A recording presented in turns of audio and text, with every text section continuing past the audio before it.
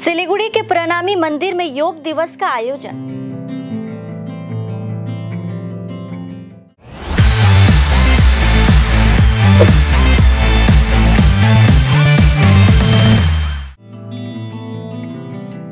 आज 10वां अंतर्राष्ट्रीय योग दिवस है। विभिन्न स्थानों के अलावा सिलीगुड़ी के प्रणामी मंदिर में भी योग दिवस मनाया गया। इस दिन योग दिवस कार्यक्रम में कई लोग शामिल हुए।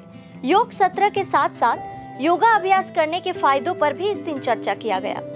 आयोजकों ने योगा अभ्यास के जरिए शारीरिक और मानसिक रूप से स्वस्थ रहने का संदेश दिया। योगा दिवस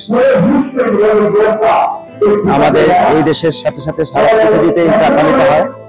এটা আমাদের সম্মানিত প্রধানমন্ত্রী নরেন্দ্র মোদী সূত্রপাত করে।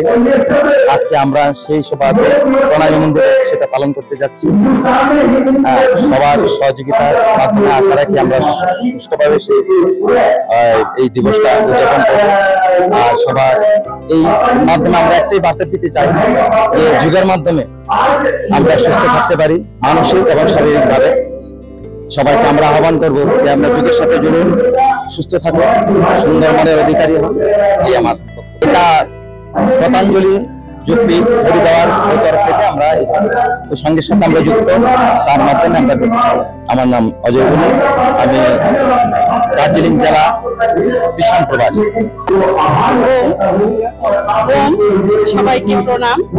আজ ইন্টারন্যাশনাল যোগা দিবস উপলক্ষে প্রণামী মন্দির প্রাঙ্গণে আজ আমাদের ধর্মতরী কাছে এই অনুষ্ঠান হতে চলছে। তো সেখানে আমরা সবাই একসঙ্গে সম্মিলিত হয়েছি। ওম।